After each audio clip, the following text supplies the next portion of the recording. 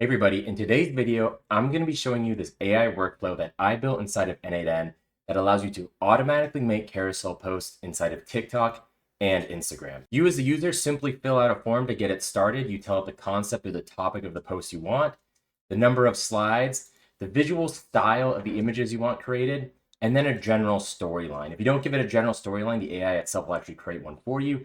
You hit submit, and then you get a carousel like this one here that's automatically posted on both Instagram and TikTok, which I think is pretty cool because if you've ever tried to do any sort of N8N automations with carousel posting, you know it's kind of difficult. And oftentimes you have to build automations that have a lot of stuff hard coded and don't allow you to be very dynamic.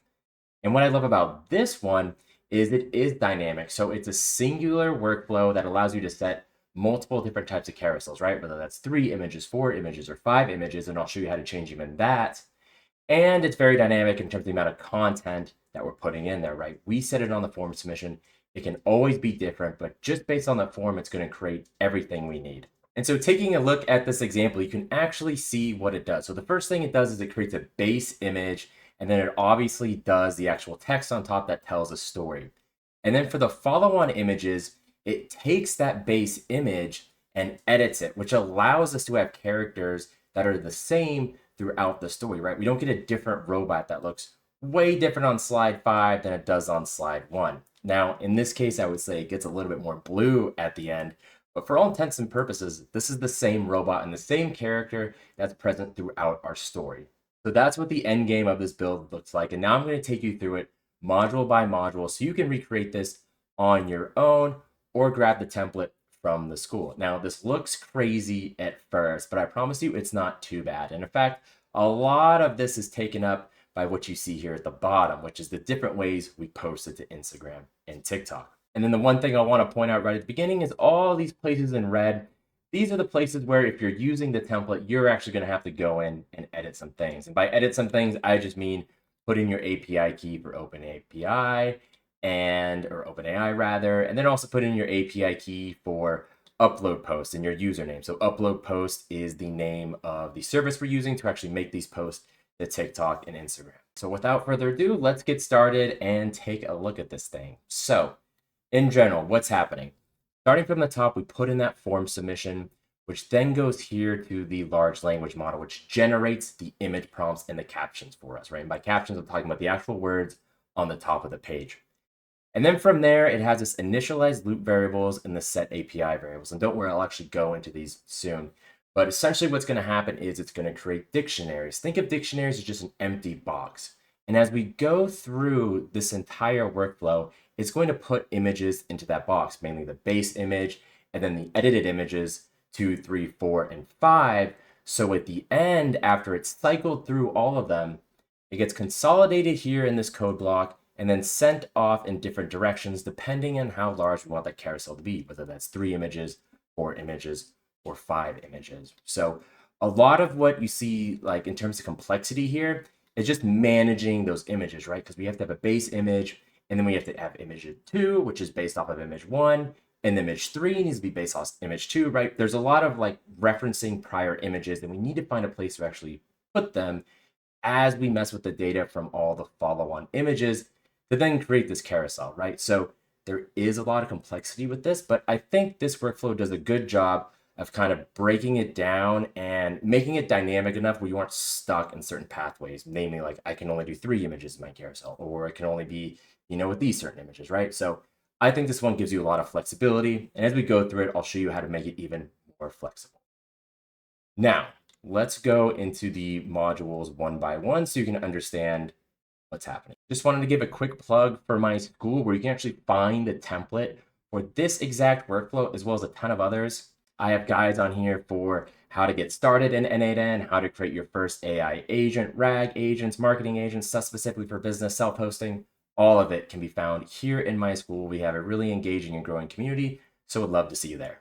So form submission. Let's take a look at this. So there's a few things that it's getting submitted, right? The concept and the topic, right? What are we going to talk about? The number of the slides right now, it's at the 3, 4, or 5, and then a visual style, right? We did Studio Ghibli, like an anime style, but you can do whatever you want. And then lastly, a general storyline, which isn't a required field. If you don't put it in, the AI will figure it out for you. And then we see here what we did was a cute small robot learning how to create AI agents, 5 slides, Ghibli-style, and then we gave it a general storyline.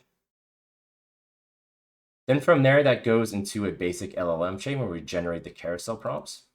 And so we feed it everything from that form submission, right? The concept, slide, style, storyline, all that. And then down here, we have our system prompt. Now, this thing is pretty dense. I didn't do this from scratch, right? I personally went to Gemini and told it what I was trying to do and what sort of system prompt I wanted it to create. And this is what it came up with. So it specifies what the user is going to provide, and then it gives its task, right? You need to generate exactly the requested number of image prompts. I give it the aspect ratio here, so it's 9:16, so it's made for TikTok and Instagram. Incorporate the art style. It goes into stuff about the storyline.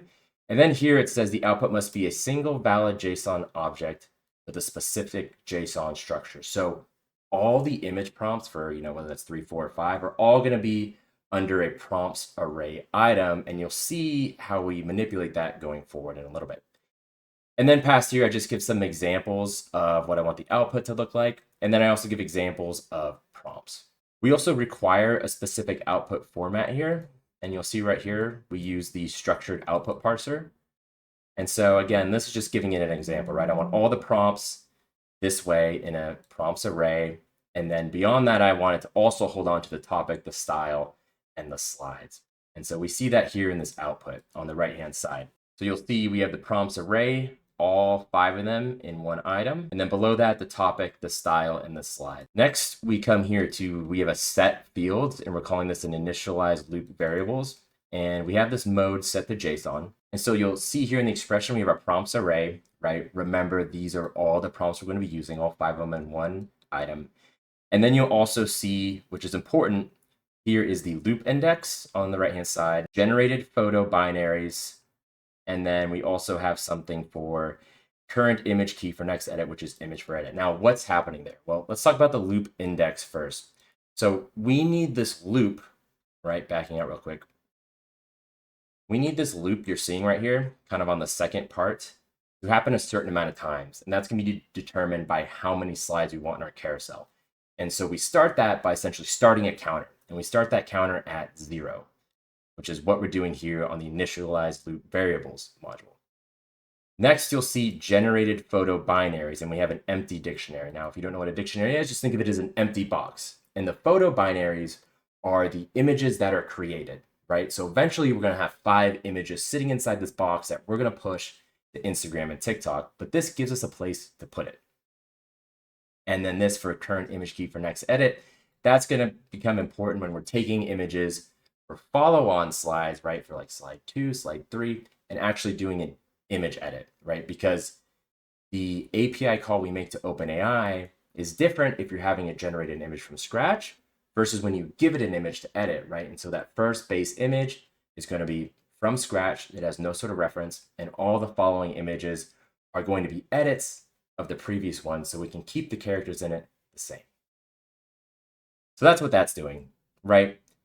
Form submitted, we generate the prompts. Now we're starting a counter and we're giving ourselves boxes to put our images in.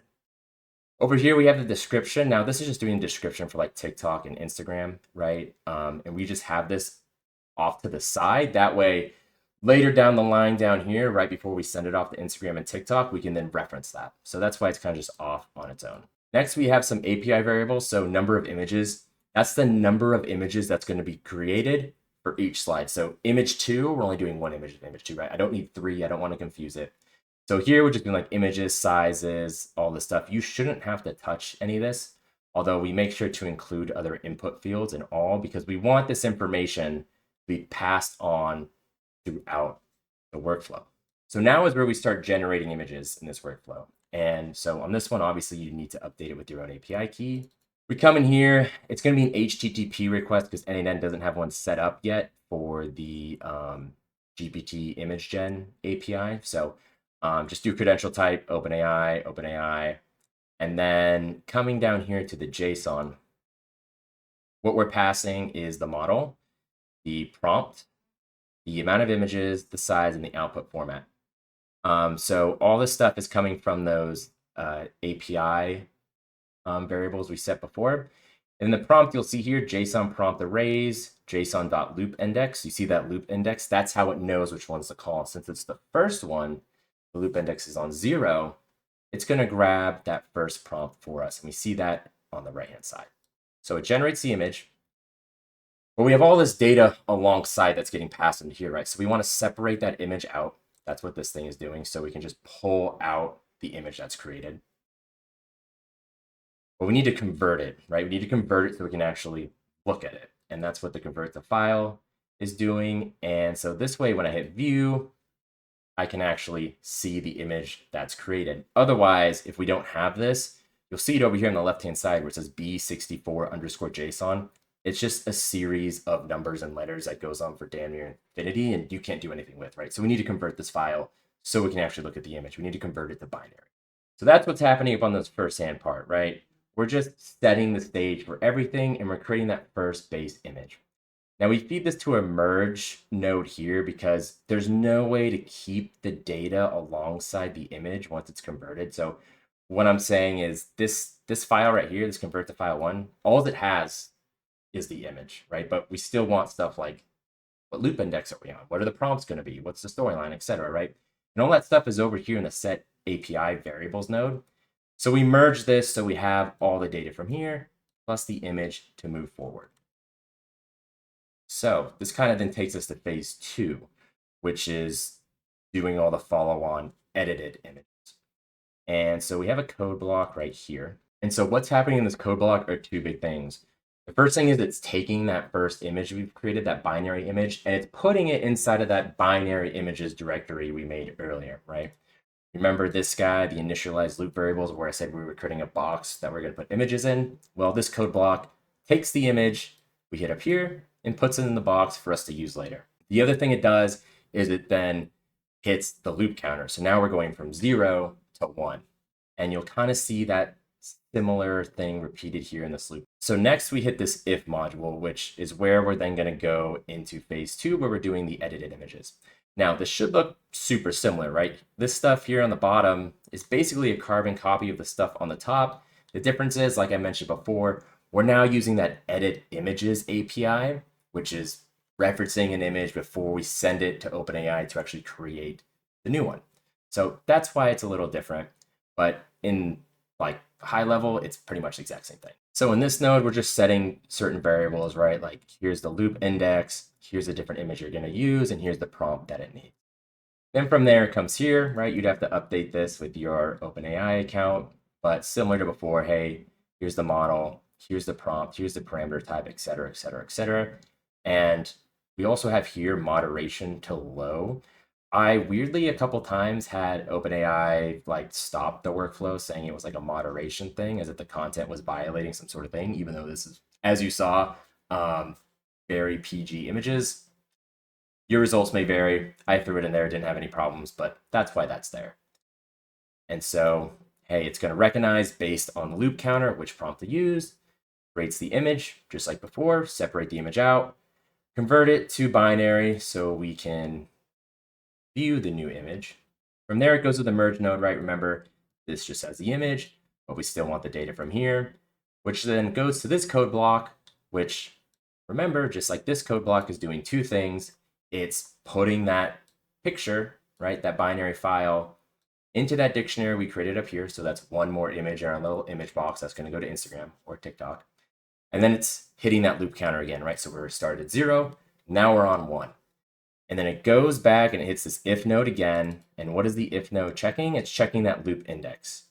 And so it's making sure that the loop index is always less than the amount of prompts we're giving it. That seems kind of confusing. It's because our loop index starts at 0, doesn't start at 1. But all you need to know is this is essentially checking, do we have as many images created as prompts we were asked for? And if no, we're going to keep looping till we get it. And once we have enough images, we're going to stop this loop and we're going to come down here where we actually post the image. And then we come down to this code block, the consolidate images. So what's it essentially doing here? Well, you can kind of see here on the right, it's grabbing all those images that were in our dictionary before, right? And it's putting them all in one place. So you see we now have 5 photos, right? We can view them all, etc. And then it's grabbing the captions and essentially pulling it into the same space as all these images. Remember those captions that I talked about earlier up top here, right? This is getting referenced all the way down here alongside that whole image dictionary being put all together here in this code block, and then we're pushing it out to Instagram, TikTok, for the actual carousel. Now we hit this switch, and as you can see here, there's 3 places it goes to. Either it's a 3-image carousel, a 4-image carousel, or a 5-image carousel. Unfortunately, there wasn't a super elegant solution that at least I could come up with where this just went to one place and it was able to dynamically figure out whether you wanted 3, 4, 5, 7, 10 images in your carousel, and so it would look nice and neat. So instead, we got kind of this ugly switch system where then it goes to these different places. Now, why is that? Well, if you look into here, here's how it works. So first of all, things you're going to need to change your API key, and we'll look at upload posts here in a second. You also need to change this, your actual username. You also get that from upload post. But as you'll see here, you see how it says photos, photo 1, photos, photo 2, photos, photo 3. Each of these has a different amount, right? So these all have 3 photos, these have 4, these have 5. I couldn't find a way to have that dynamically change inside the module itself, which is why you see this. So say you wanted 6 image carousels, well, you would go to switch right here. You would add a routing rule. You would change this. So you would just copy this. You would do number. If that is equal to 6, right? And then you would come over here. You would copy paste all this. That looks nice. And you would drag this over here into here. And you would edit these. See how it goes to 4. You would add a parameter, take that to 5, take that to 6. So that's how you would edit it yourself to increase the amount of options you have here. But for this template and for this video, we just have it for 3, 4, and 5. But that's why it's built that way. Now let's actually look at these things. So like I said, API key, update, all that. And all this stuff is just going to be referencing like the captions that we created before and the actual photos in the correct order. There's not too much you actually have to do here or touch. And same thing for TikTok. It's virtually the same for this, same exact deal.